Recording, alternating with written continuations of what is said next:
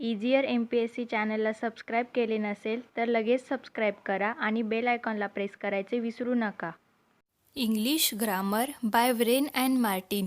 Wren आणि Martin यांनी लिहिलेली बुक आपण मराठीतून शिकत आहोत. आजचा आपला टॉपिक आहे काइंड्स ऑफ कंजक्शन्स. सर्वात पहिले coordinating conjunctions. A coordinating conjunctions join together clause of equal rank. म्हणजेच क्लॉज ऑफ इक्वल रँक किंवा दोन इंडिपेंडंट स्टेटमेंट असतील त्यांना जॉईन करण्यासाठी ज्या कंजक्शनचा वापर केला जातो त्यांना कोऑर्डिनेटिंग कंजक्शन असे म्हणतात. आता and, but, for, no, nor हे झाले कोऑर्डिनेटिंग कंजक्शनचे एक्झाम्पल. आता त्याचा सेंटेन्समध्ये कसा वापर होतो ते आपण बघूया. We both love and honour him. यामध्ये आपण बघू शकता की दोन कोणते तरी इंडिपेंडंट स्वतंत्र वाक्य आहेत. म्हणजेच वी बोथ लव आणि वी बोथ ऑनर हिम हे दोन स्टेटमेंट, हे दोन सेंटेन्सला जॉईन करण्यासाठी आपण इथे अँडचा वापर केला आहे, जे की आपले कोऑर्डिनेटिंग कंजक्शन झाले. नेक्स्ट बघूया. Kabir write slowly but neatly. म्हणजेच कबीर हळू लिहितो पण नीट लिहितो. आता हे दोन वेगळे वेगळे सेंटेन्स होते, स्वतंत्र वाक्य होते, त्यांना जॉईन करण्यासाठी आपण इथे बटचा वापर केलेला आहे. म्हणजेच Kabir write slowly but neatly. अशाच प्रकारे अँड, बट, फॉर, नो हे कंजक्शन झाले, त्यांना आपण कोऑर्डिनेटिंग कंजक्शन असे म्हणतो. Coordinating conjunctions are of 4 kinds. म्हणजे कोऑर्डिनेटिंग कंजक्शनचे 4 काइंड्स कोणते ते आपण बघूया. Cumulative or copulative which merely add one statement to another. आता आपण क्युम्युलेटिव्हचा शब्दशः अर्थ बघितला तर तो होतो एकत्रित करणे, म्हणजेच कोणतेही स्टेटमेंट एकत्र करणे. आता merely add one statement to another म्हणजे एखादं स्टेटमेंट दुसऱ्या स्टेटमेंटमध्ये ॲड करणे. म्हणजे ॲड करण्यासाठी जे कंजक्शन वापरले जाते ते होते क्युम्युलेटिव्ह कंजक्शन. आता आपण उदाहरण बघूया. We craved not a line and we raise not a stone. इथे दोन सेंटेन्स होते जे की आपण अँड हे कंजक्शन वापरून जॉईन केले आहे, त्यामुळे अँड हे आपले क्युम्युलेटिव्ह कंजक्शन झाले. नेक्स्ट आपण बघूया. Adversative which express opposition or contrast between two statement. म्हणजेच दोन स्टेटमेंटमधले अपोजिशन किंवा कॉन्ट्रास्ट म्हणजेच विरोधाभास दाखवण्यासाठी जे कंजक्शन वापरले जाते त्याला म्हणतात ॲडव्हर्सेटिव्ह कंजक्शन्स. आता आपण उदाहरण बघूया. I was annoyed still I kept quiet. आता इथे बघू शकतात अनॉइड आणि क्वाईट हे दोन काहीतरी आपल्याला अपोजिशन दाखवत आहेत, त्यांच्यामध्ये आपल्याला काहीतरी विरोधाभास दिसतोय. त्यांना जॉईन करण्यासाठी इथे स्टीलचा वापर केलेला आहे, त्यामुळे स्टील हे आपले ॲडव्हर्सेटिव्ह कंजक्शन झाले, जे की दोन अपोजिट सेंटेन्समध्ये जॉईन केलेले आहे. नेक्स्ट आपण बघूया. Disjunctive or alternative which express a choice between two alternative. म्हणजेच दोन अल्टरनेटिव्हमधली चॉईस एक्सप्रेस करण्यासाठी जे कंजक्शन वापरले जाते त्यांना डिसकंजंक्टिव्ह ऑर अल्टरनेटिव्ह कंजक्शन असे म्हणतात. आता अल्टरनेटिव्ह म्हणजेच पर्याय, जे दोन पर्यायामधून चॉईस करण्यासाठी जे कंजक्शन वापरले जाते ते. तर आपण उदाहरण बघूया. She must sleep or she will die. आता इथे आपण बघू शकतात she must sleep or she will die यामध्ये दोन चॉईस आहे, त्या एक्सप्रेस करण्यासाठी आपण इथे ऑरचा वापर केलेला आहे, जे की आपले डिसजंक्टिव्ह किंवा अल्टरनेटिव्ह कंजक्शन झाले. नेक्स्ट आपण बघूया. Neither a borrower nor a lender be. आता इथे देखील दोन अल्टरनेटिव्ज आहेत ज्यांना जॉईन करण्यासाठी किंवा त्यांना एक्सप्रेस करण्यासाठी इथे नायदरचा वापर केलेला आहे. नायदर नॉर या कंजक्शनचा वापर केलेला आहे.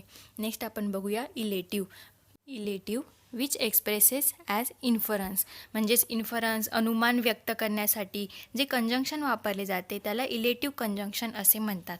आता हे आपण उदाहरणावरून जास्त नीट समजून घेऊया.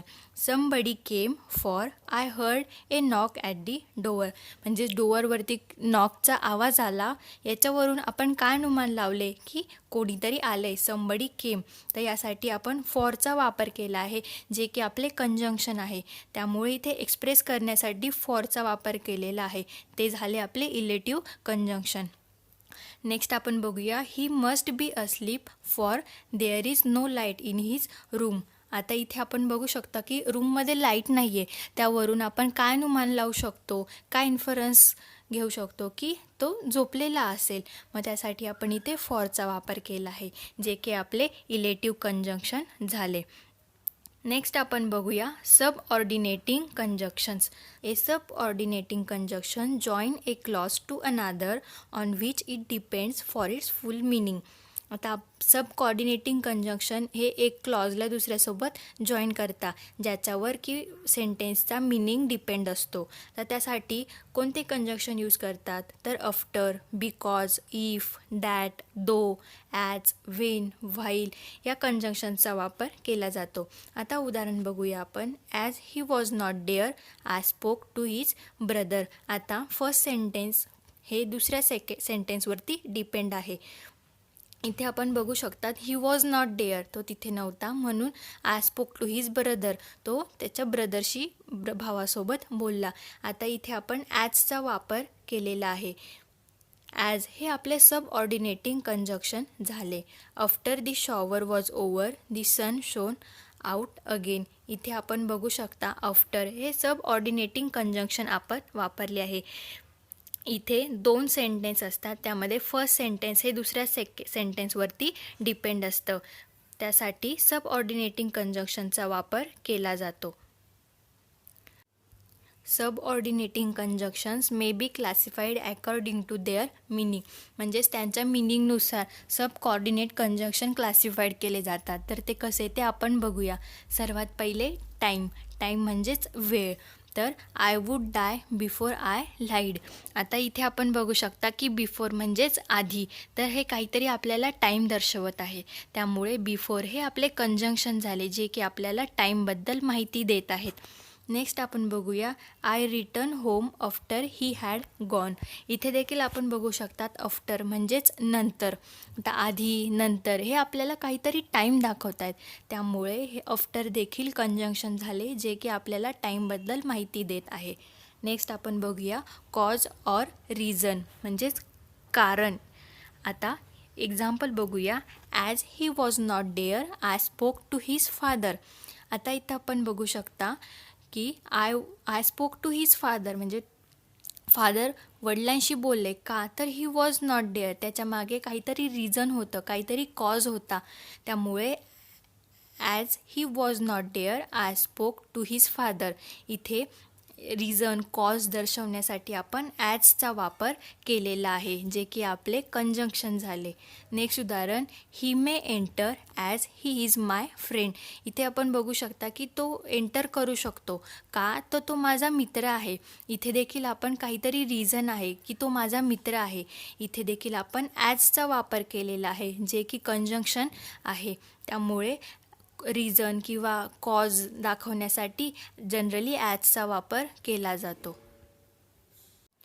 पर्पज म्हणजेच एखाद्या गोष्टी मागचा काहीतरी उद्देश. आता ते काय, तर उदाहरण आपण बघूया. We eat so that we may live. आता आपल्याला माहिती आहे जगण्यासाठी आपल्याला अन्न, वस्त्र, निवारा यांची गरज असते. आता वी ईट सो दॅट म्हणजेच आपण अन्न घेतले तर आपण जगू शकतो. तर अन्न घेण्यामागे आपला काहीतरी उद्देश आहे, काहीतरी त्याचा आपला हेतू आहे, त्यामुळे इथे आपण दॅट हे आपले कंजंक्शन बघू शकतात की we eat so that we may live. हे दॅट आपल्याला काहीतरी पर्पज दर्शवत आहेत, त्यामुळे कंजंक्शन झाले दॅट. नेक्स्ट आपण बघूया रिझल्ट ऑर कॉन्सिक्युएन्स. आता आपण एक्झाम्पल बघूया. He was so tired that he could scarcely stand. आता आपण इथे बघू शकता की ही वॉज सो टायर्ड की तो खूप थकलेला होता, त्याचा परिणाम काय झाला की ही कूड स्कॅर्सली स्टँड. आता तो असा उभा राहू शकत होता किंवा क्वचितच तो उभा राहू शकत होता, तो थकलेला होता, याचा परिणाम असा झाला की तो क्वचितच उभा राहू शकत होता. इथे आपण बघू शकतात की दॅटचा वापर केलेला आहे, जे की आपले कंजंक्शन झाले. नेक्स्ट आपण बघूया कंडिशन. कंडिशन म्हणजेच परिस्थिती किंवा अट. आता उदाहरण बघूया. Rama will go if Hari goes. आता रामा जाईल केव्हा तर हरी गेला तर, मध्ये इथे काहीतरी कंडिशन आहे की हरीने गेलेच पाहिजे, त्यामुळे हरी गेला तरच रामा जाईल, त्यामुळे हरीने जाणे ही कंडिशन झाली. इथे आपण बघू शकता की इफचा आपण वापर केला आहे कंडिशन सांगण्यासाठी, त्यामुळे इफ हे आपले कंजक्शन झाले. नेक्स्ट आपण बघूया कन्सेशन. आता कन्सेशन कंजंक्शन म्हणजे नक्की काय तर ते आपण बघूया. मेन क्लॉजला रिडिफाईन करून त्यात अजून एक्स्ट्राचा कंटेक्स्ट ॲड केला जातो आणि अडथळा येऊन देखील पूर्ण झालेली कृतीला हायलाईट केले जाते. आता कन्सेशन कंजंक्शनमध्ये दो, अल्दो, इवन दो अशा कंजंक्शनचा वापर केला जातो. आता आपण उदाहरण बघूया. I will not see him though he Kemps.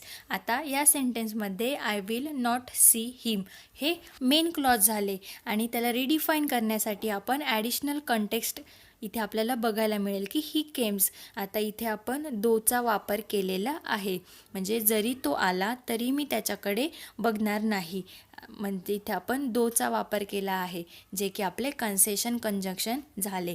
Next आपण बघूया. Though he slay me yet will I trust हिम.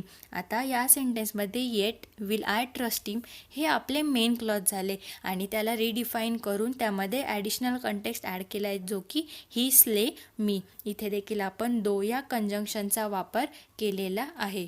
आणि नेक्स्ट आपण बघूया कंपॅरिझन. आता कंपॅरिझन म्हणजेच तुलना.